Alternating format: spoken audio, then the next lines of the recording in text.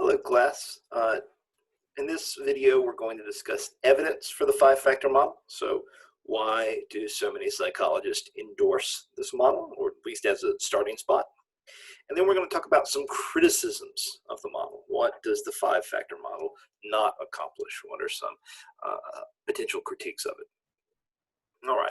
So first, let's ask the question of how do we go about determining the true number of personality traits out there?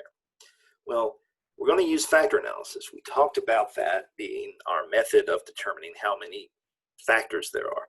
But how do we make sure that we are encapsulating all of personality? I mean, we might include lots of different kinds of questions, but how can we be sure that we've truly covered all relevant aspects of personality? All right, that's a bit of a sticky problem to deal with. All right, so how do we do that? There are two ways that we're going to try to answer this question. Two major lines of research. One is going to be from the lexical approach. Okay, the lexical approach is going to look at all of the adjectives in a particular language that refer to personality. And based off of factor analyzing all of those adjectives, we're going to come up with an answer to how many personality traits there are. And we can also look at personality questionnaires and try to get as many personality questionnaires as are available here and factor analyze those and see if we find a certain number of personality traits. So let's go into these two approaches in a little bit more detail, looking at what specific evidence there is of the five-factor model. So with the lexical approach, this is based off of the lexical hypothesis. If there is a relevant dimension in personality, if there is a true personality trait out there, we would have come up with a word in our language to describe people that vary on that trait. All right? Shy, right? Someone that's low in extroversion. We would have created a word in our language to refer to that trait. So, according to this logic, if we look at every single adjective that refers to personality in a particular language and have people rate themselves or rate somebody else on these different adjectives, well then we will be able to find the true number of dimensions of personality. We wouldn't miss anything, because if it was a true dimension, we would have come up with an adjective for it in our language. All right, so this is going to be a very onerous task, because think about how many adjectives there are referring to personality. Now, the first person that started this kind of research was our good friend Gordon Allport, all right, who had a student, Odbert, who had probably one of the most boring tasks in all of psychology. He was given a dictionary, and he had to determine how many adjectives referred specifically to personality traits, all right? So, Odberton and Allport identified about 18,000 words in the English language that describe personality or behavior. But they weren't content there. They needed to get rid of some of the items that didn't necessarily deal with personality traits. So in combing through these 18,000, they found about 4,500 that referred specifically to personality traits. So items like, are you aggressive, sociable, shy, anxious, words like that.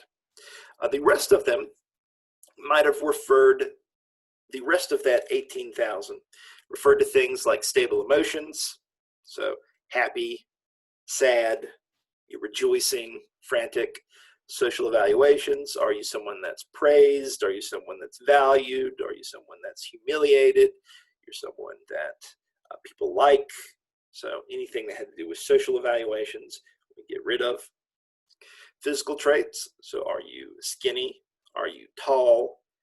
Doesn't refer to personality, so we're going to get rid of those from our total number of adjectives. And last thing, anything that refers to cognitive abilities, so smart, dumb, words like that don't refer to personality, so we're going to get rid of them. So we have 4,500. And this is where Allport and Odbert really stopped. Factor analysis was not really available to them at this time. I'm trying to think of, factor analysis was really in its early days when they started this project. So it really wasn't an option for them at that time. Okay, so the next person to come along who looks at these 4,500 adjectives referring to personality was another person we know. This is Raymond Cattell. All right, Raymond Cattell in 1943 decided to take a stab at this and factor analyze all these adjectives, but he runs into two problems. One, think about if you told somebody to rate themselves on 4,500 adjectives. How long would that take them? That would take them like a solid 24 hours to do it effectively, which is just not feasible to do for a psychology study. Two, think about how many correlations we had to calculate with our 15-item personality test, that dumb one that I created. How large would that correlation matrix be for 4,500 different items? That's a ton of correlations that had to be calculated. And also look at the date, 43. Okay, computers were the size of a garage at this period of time. Computers did not have the computational power to do this kind of analysis. So what did Cattell do? Well, Cattell had to make some assumptions. Out of these 4,500 adjectives, he, based off his intuition, his assumption, again, this is not data-driven, combined all of these 4,500 adjectives into 35 bipolar scales that he assumed that the adjectives that he put together measured the same thing. So he factor analyzes all the data based off these 35 bipolar scales, and he gets 16 factors, which is his theory. As I mentioned before, and something that you'll read in Goldberg 1993, he makes a mistake. All right, and his mistake is not caught for a good other 40 years. All right, so he comes up with 16 factors. Other people come up with other numbers of factors, and for the most part, this research is really messy. All right, no one comes up with the same number of traits. All right, an important study by Tupis and Crystal in 1961, they want to follow up on Raymond Cattell's research. So Ray Crystal is a psychologist that's working at the Lackland Air Force Base in Arlington, Texas. And he decides that he wants to give these 35 bipolar scales to all of the recruits that come in for basic training 1 year. So he does that. He factor analyzes them, and he doesn't find 16 factors. He finds 5. So he does it the next year. All right? Does it the next year. And he also has people rate their bunkmates on their personalities. And it doesn't matter if people rate themselves or their bunkmates are rating them. He finds 5 factors. He takes these 35 bipolar scales to schools and have teachers rate children and have children rate themselves. 5 factors. Again and again and again, across 8 different samples, Tupis and Crystal find 5 factors. And this is one of the first major studies that really shows that there are 5 factors. So why is it the case that not everybody in 1961, 1962 doesn't say, hey, 5 factors, let's go with a 5-factor model. Why does it take another 20 years? Well, as it turns out, this is published in a military technical report. And military technical reports are written for officers in the military, but they're not written for other psychologists. So other psychologists don't know this. This goes to the higher ups in the military. And so it largely gets buried, and it has to be rediscovered in the 1980s, this important study. Okay, it's not to the 1980s that researchers begin to do this lexical approach type research again, most famously Louis Goldberg. And Louis Goldberg finds the Tupis and Crystal study, finds a variety of other studies, and shows that across many different instances, the same 5 factors exists. A lot of evidence for it at this point in time. John Digman and Tamamoto Chalk end up reanalyzing Raymond Cattell's data, and when they do it correctly, they find 5 factors there as well. So everything in the 1980s is coalescing on there being truly 5 factors. Very important line of research. Here are the 5 factors. They, for people in the lexical approach, they call these factors agreeableness, conscientiousness. These are the same that we call these factors nowadays, so those are fine. Emotional stability. This is just the opposite of neuroticism. All right. So why don't we call this emotional stability today and not neuroticism? Well, Hans Eysenck called it neuroticism, and Costin McCrae, when they created their test, called it neuroticism. So that's what we're going to go with. Surgency. Surgency is a good name for this trait because it deals not just with being around other people in social events, but it also has to deal with how assertive and dominant someone is.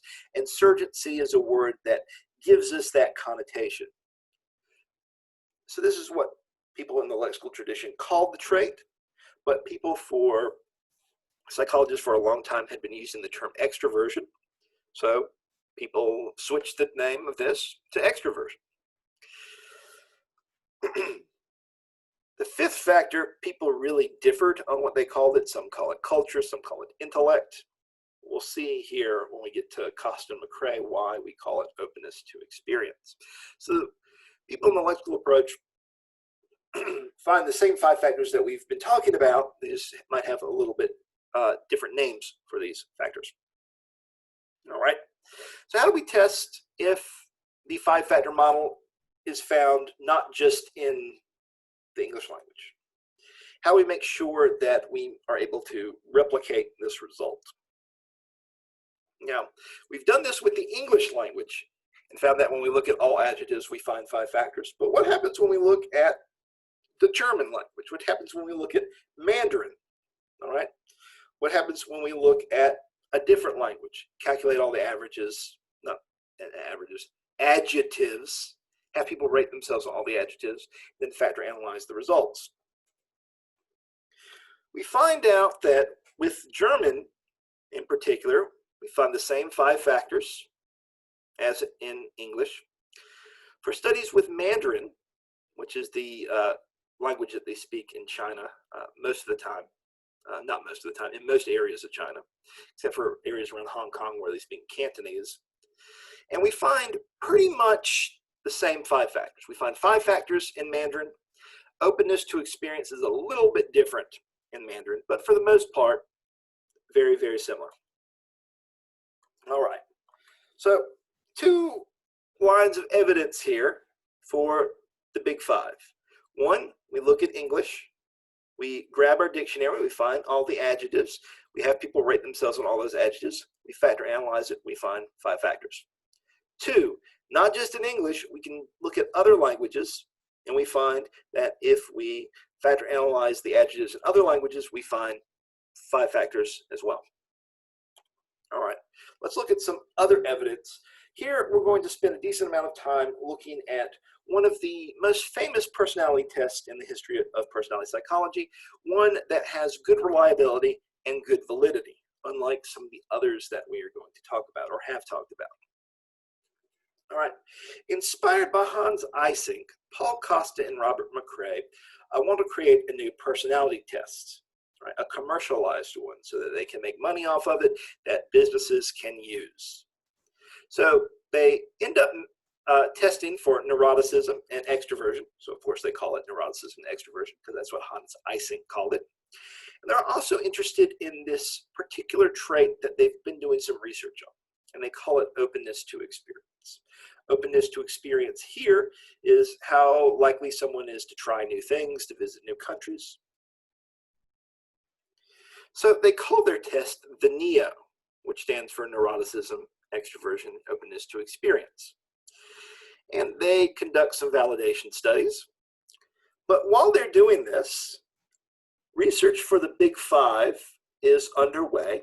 And they think to themselves, this is going to be the new big personality theory. So it makes sense that we are going to change our personality test to include all the traits of the Big 5. So neuroticism, that's similar to emotional stability, but we'll just call it neuroticism because that's what Hans Eysenck called it. Extroversion, they call it surgency, but let's call it extroversion because that's what Hans Eysenck called it, and we already have that with our test. or NEO. Agreeableness and conscientiousness, we're not measuring those, so let's just include those for our test. And the last trait that the lexical researchers looked at was culture and intellect. Well, that's similar in some ways to openness to experience. Let's just say that they're the same thing. They're not exactly the same thing, but that's what Costa-McCrae said. They said, well, let's just go with what we've already been studying and say it's the same thing as culture and intellect. So in 1985, they publish the NEO-PI, and the NEO-PI, this is the NEO Personality Inventory. They have neuroticism, extroversion, openness to experience from their previous test. They also include agreeableness and conscientiousness. They add that to the test as well. Now, NEO no longer stands for neuroticism, extroversion, and openness to experience because they've included some other things to the test. So it's just NEO. It's kind of like how TLC used to be the Learning Channel, and then they started showing shows about Honey Boo Boo, and they're like, you know, we're not really fooling anybody that this is the Learning Channel anymore. So we're just going to call it TLC, and it's not going to stand for anything. Same thing with MTV. MTV back in my day used to show music videos, and that was the primary purpose of MTV. But now they are all about the Jersey Shore and whatever is on MTV now. So it used to stand for music television. Now it's just MTV. All right. Similar here with the NEO-PI. Also, for neuroticism, extroversion, openness to experience, Costa-McCrae decided to come up with subtraits. All right. Subtraits that they call facets. Facet is a specific or unique aspect of a broader personality trait. So there were 6 facets for neuroticism, extroversion, and openness to experience. In the early 1990s, Costa-McCrae revised their tests so that there's 6 facets for each of the big 5 traits. This test takes approximately 45 to 60 minutes. All right, and I'm going to show you what the facets are for the NEO Personality Inventory. One reason is because you guys did not get a chance to take this test, but I don't want you to memorize these because we'll get to why I don't want you to memorize this here in a second. All right, so the facets of extroversion, we have warmth, gregariousness, assertiveness, activity, excitement seeking, and positive emotion. Notice here that everything that I said is related to extroversion, so how much you enjoy being around crowds of people, that's gregariousness. How dominant you are, that's assertiveness. How happy you are, positive emotion. All that is contained here. Now these are slightly different things, so there's different facets for them. Agreeableness, we have trust, straightforwardness, altruism, compliance, modesty, and tender-mindedness. Altruism, how likely you are to help someone in need, is different than compliance. So you're doing what the rules say you should do. These are slightly different things. We can see how they are related to one another. All right, they all add up to form what agreeableness is. Conscientiousness, we've always said that this has to do with how organized you are versus how hardworking you are. We have order here. We have achievement striving. We can see the different aspects here. I also said it had to do with self-control. Look, self-discipline is here. Neuroticism, we have anxiety, hostility, depression, self-consciousness, impulsivity, and vulnerability. All related constructs, but slightly different. And here we have openness to experience. So fantasy, aesthetics, feelings, actions, ideas, and values. Okay, these are the 6 facets. Why are there 6 facets per Big 5 trait according to Costa and McCrae? Is there a data or statistical reason why this is the case? Is there a theory that Costa-McCrae are basing this on? No, there is not. Costa-McCrae wanted there to be 6 facets, so they created 6 facets. It's not data-driven. That's problematic, all right?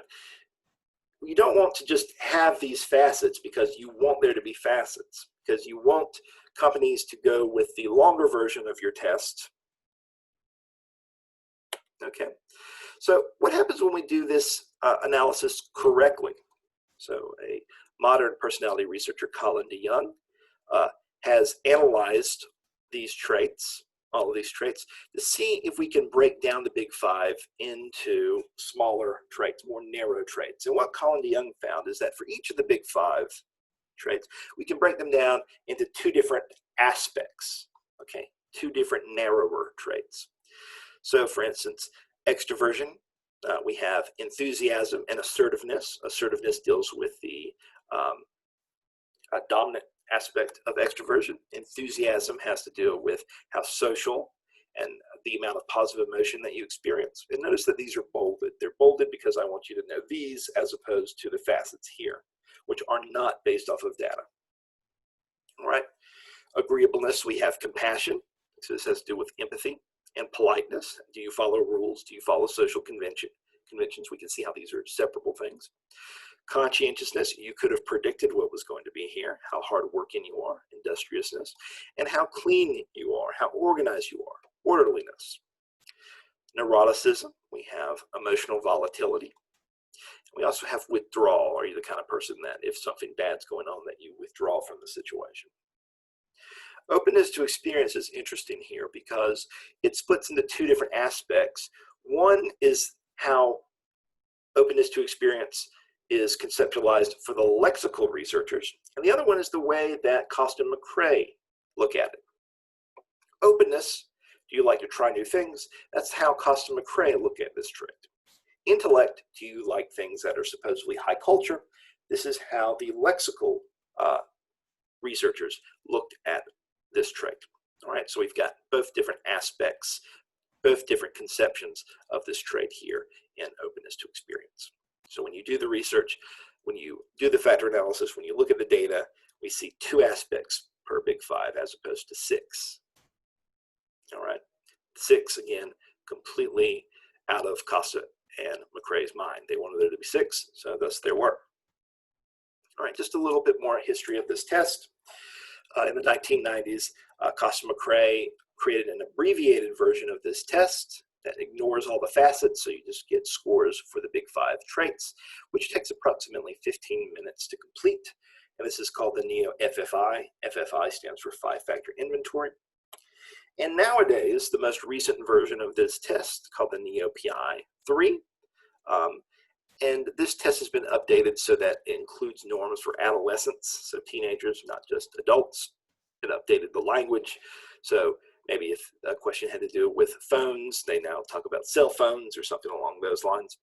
And the other thing about the NEO-PI-3 is that it's no longer pen and paper. It's administered online, which is great for businesses. It's really bad for me when I'm trying to give you guys this test. I prefer to use the NEO-PI-R, which is the revised one, the second version of it, as opposed to the third one, because the second one is cheaper. I can buy the test and have you take it multiple times, as opposed to the online administration, which is like $30 a pop, which would not be a good use of our money. All right. Especially when there are free versions of the NEO, or the free versions of the big five that are just as good, if not better, than the NEO personality inventory. All right, what are some lines of evidence using the NEO personality inventory to prove or provide evidence for there being five factors? So in one study, Costa and McCrae measured personality in two different ways. All right, two different data sources. They looked at the adjective checklist, adjectives, ratings, and the questionnaire scales that they created. So two different ways of looking at the data. They also collected the data two different ways. So via someone rating themselves and getting someone close to them to rate their personality. So two different tests, two different ways of collecting the data for four different measures of one person's personality.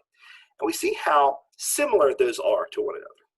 If it's the case that there's truly five personality traits, we should see that all five or all four of those ratings are very similar to one another. And this is what Costa and McCrae end up finding.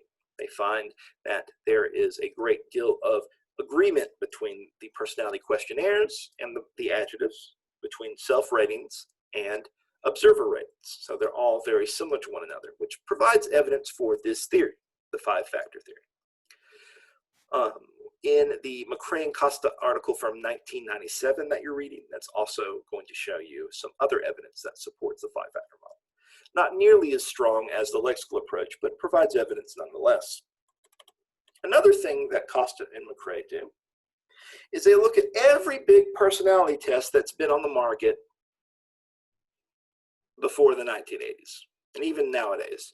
So tests like the Myers-Briggs Type Indicator, tests like the Minnesota Multiphasic Personality Inventory that we'll be talking about a little bit later, tests like the Hogan Personality Inventory, which is the premier test even nowadays if you are in a business and you want to include a personality test.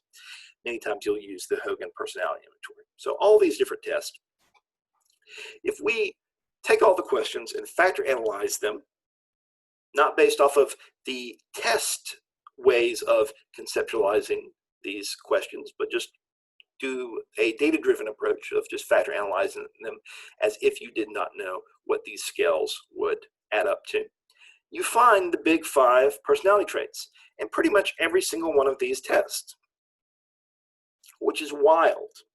You find the same traits. So it's not that these tests are testing completely different things. They're all measuring the big five. Doesn't matter what we're looking at. We can just, we might have thought about it a little bit differently, but all these tests, for the most part, are still measuring the same relevant dimensions in personality. They're measuring these big five personality traits. So a lot of evidence there to support the five-factor model.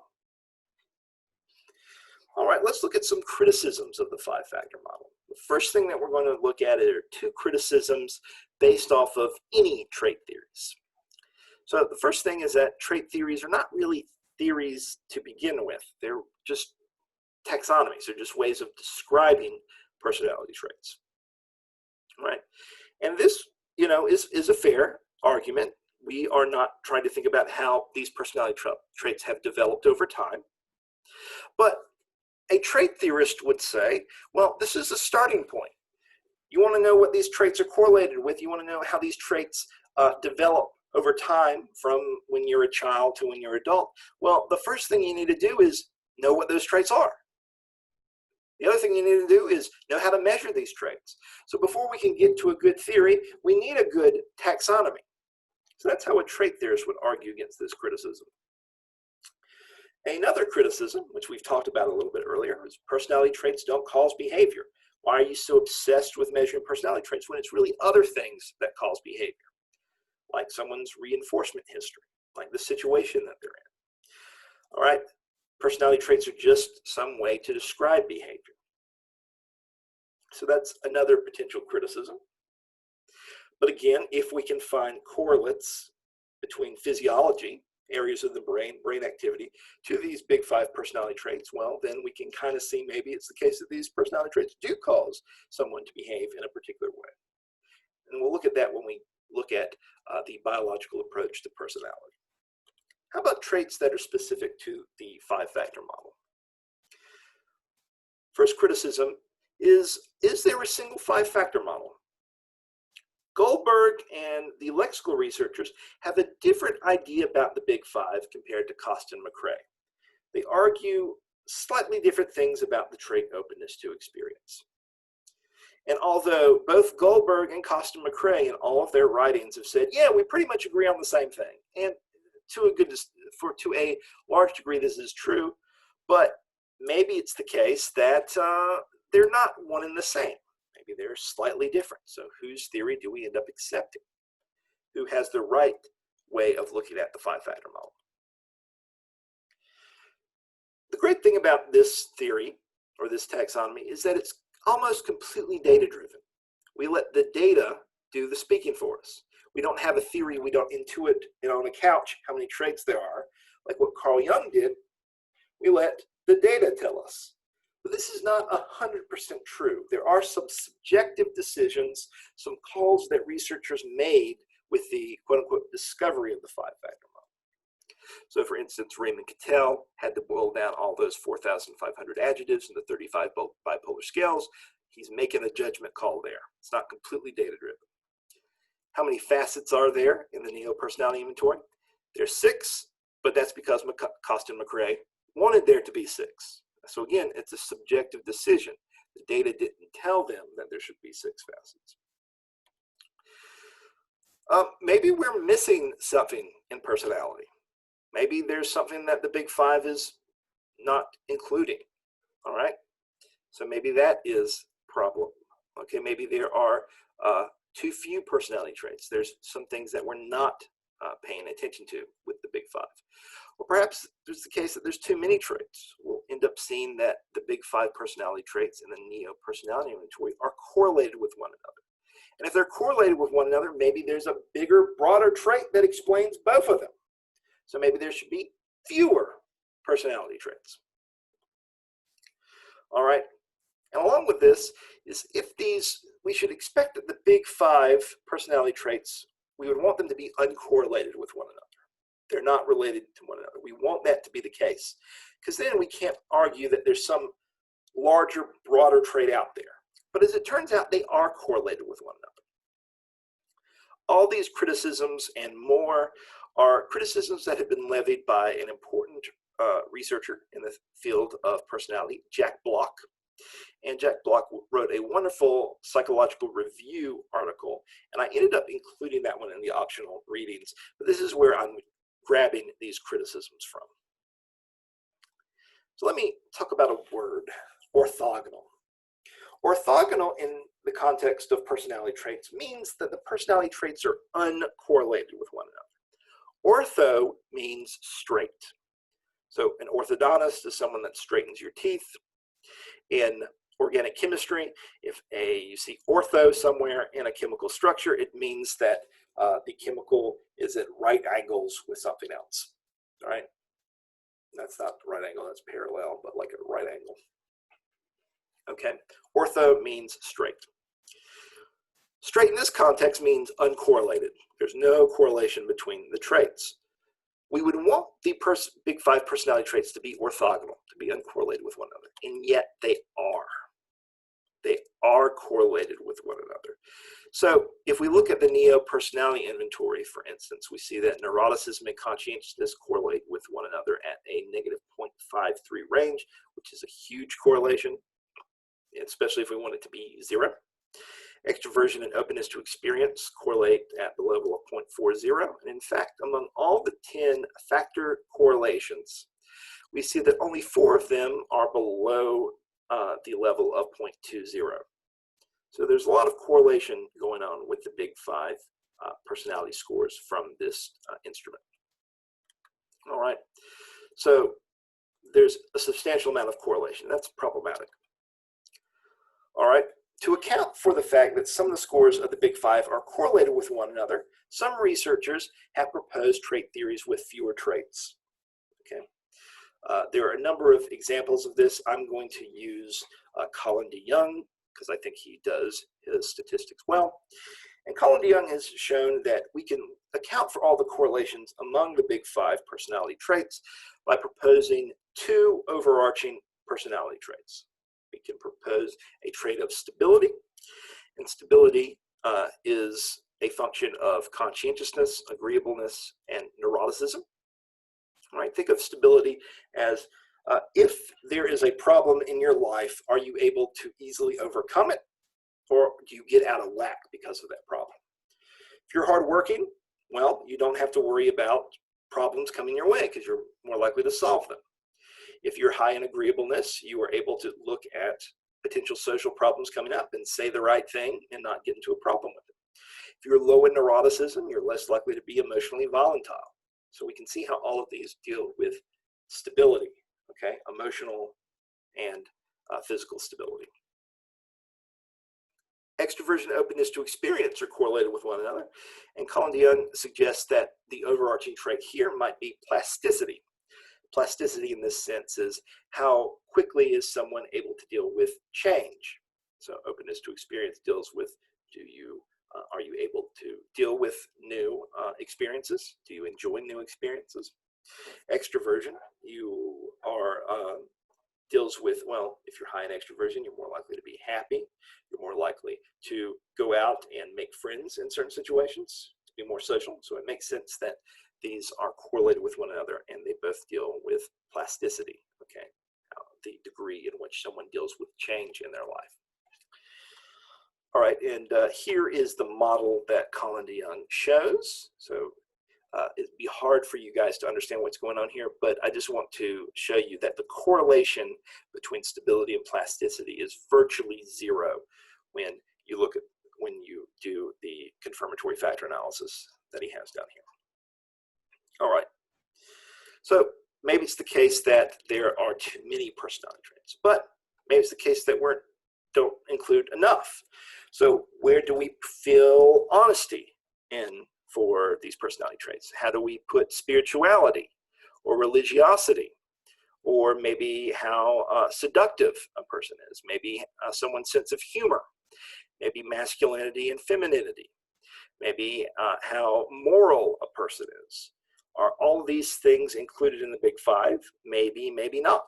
There's many traits that might not be included in the Big Five. Ooh, another one, thriftiness. Okay, are you the kind of person that likes to save your money, or are you the kind of person that loves to spend your money? Where's that in the Big Five? Okay. So the Big Five researchers would say, well, all these are hidden within the Big Five. So thriftiness might be the same thing as conscientiousness, or an aspect of conscientiousness. All right. Maybe seductiveness has to do with extroversion, right? Well, maybe, maybe not. Recently, a sixth factor has been proposed, and it's called honesty humility. All right, this is the extent to which someone is sincere, truthful, the extent to which they avoid greed, the extent to which they are modest. All right, so how humble they are. And a new way of looking at these personality traits is via the Hexaco model. The Hexaco model suggests that there is a sixth trait, the honesty humility trait. And Hexaco stands for honesty humility, emotional stability. The X stands for extroversion, agreeableness, conscientiousness, and openness to experience. Not everybody agrees with this model, but it has been getting some more traction in the past decade or so. Where was honesty and humility beforehand? Was it not in the Big Five whatsoever? No, it was still there. It was in agreeableness. But we can make a more fine-tuned distinction in agreeableness between traditional agreeableness and honesty and humility. All right. Okay. What I'm going to talk about now is very, very important. Maybe one of the most important things that we talk about in this lecture. And these, I'm going to talk about two fallacies that are not just prevalent in personality psychology, they're prevalent in all kinds of psychology. And they're very problematic when we look at individual differences. And unfortunately for you guys, they have very similar names, the jingle fallacy and the jangle fallacy. Now, the jingle fallacy is where we have two different personality traits, two completely separate individual differences, but people assume they're the same thing because they have the same name. All right. The jingle fallacy is where we have two different abilities, two different personality traits, but people assume that they're the same because they have the same name. Let me give you an example from actually some of my research. All right. There's two ways to measure working memory capacity. Okay, working memory capacity is something that I spend a lot of time researching. Working memory capacity is the extent to which people are able to hold on to information for a brief period of time in the presence of interference. So think of it as someone's mental workspace. Do they have a large mental workspace that they're able to hold many things in mind for a short period of time, or do they have a very small mental workspace and they can only really pay attention to one thing at a time? And historically, there have been two ways of measuring working memory capacity. There is the complex span task. Why am I writing this out all the way? Let's just call it complex span task. And there are tasks called in-back tasks. If you have cognitive psychology, hopefully you will go over these two separate tasks. And the assumption is that research that's done on the complex span task Maybe we see that if you do complex span task, it activates area in the left prefrontal cortex. So working memory capacity involves the left prefrontal cortex. And task using the in-back task measures the same thing in working memory. So if we see the in-back task is related to, for instance, people that have ADHD, well then we might make a assumption that people that have ADHD have diminished working memory capacity.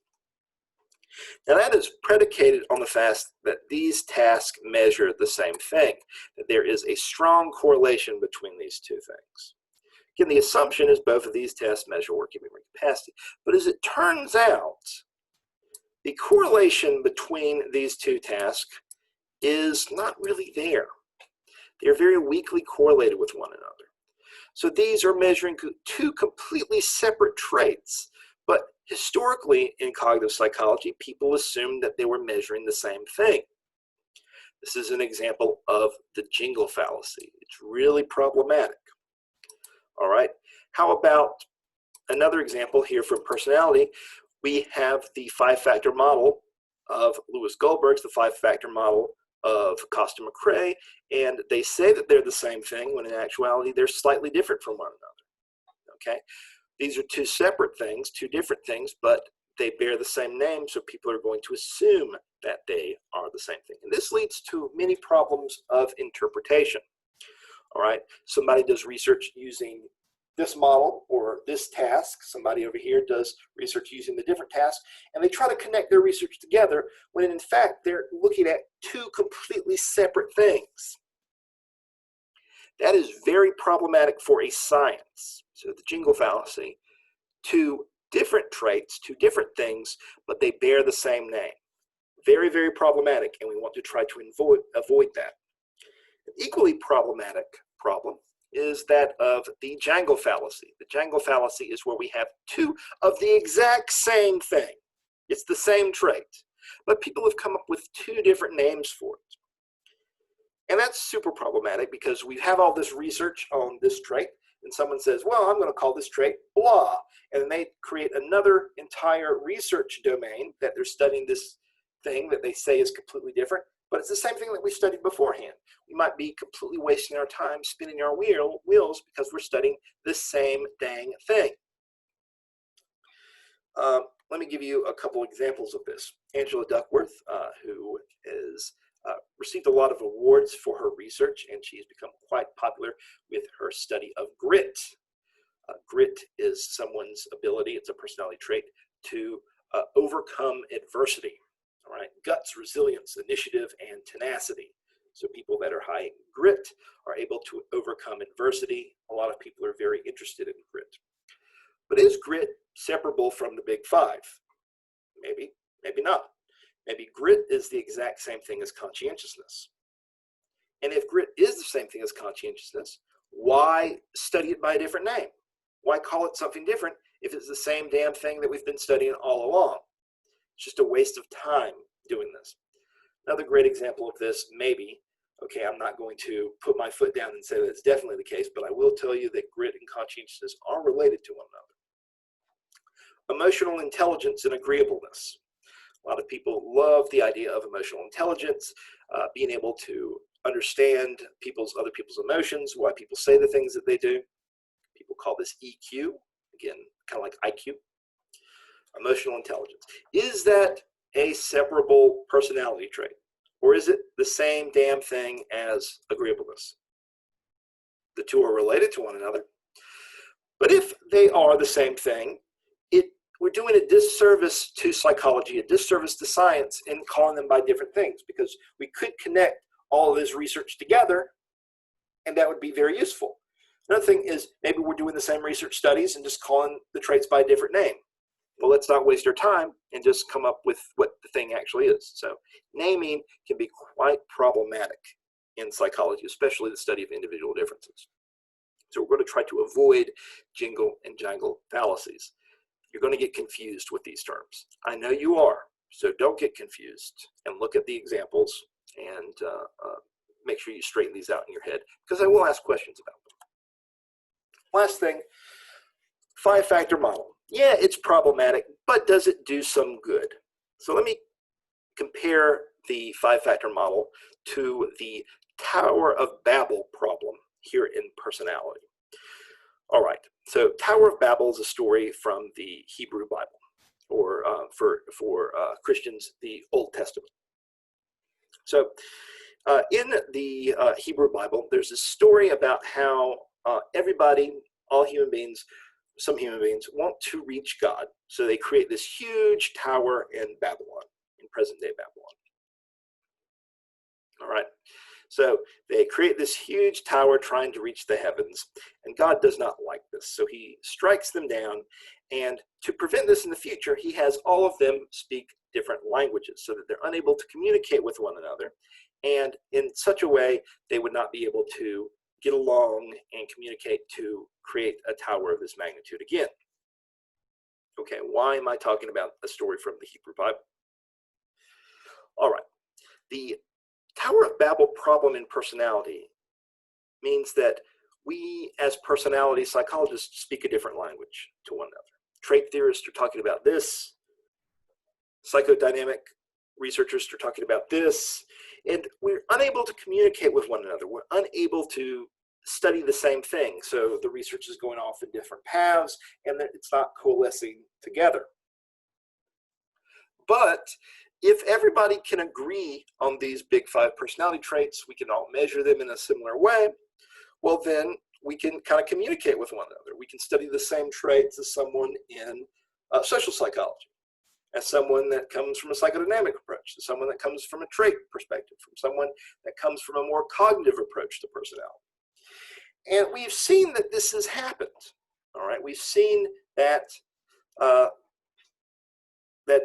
this has helped out this discipline, that we have a common way of studying personality with the five-factor model. So different sections within personality are able to communicate with one another. So that's an advantage here.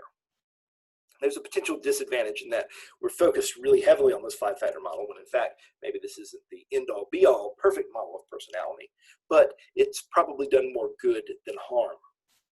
All right, so a lot of important aspects to the five-factor model. All right, so that ends our discussion of trait theories of personality. Have a good day, and I will see you in the next video. Bye-bye.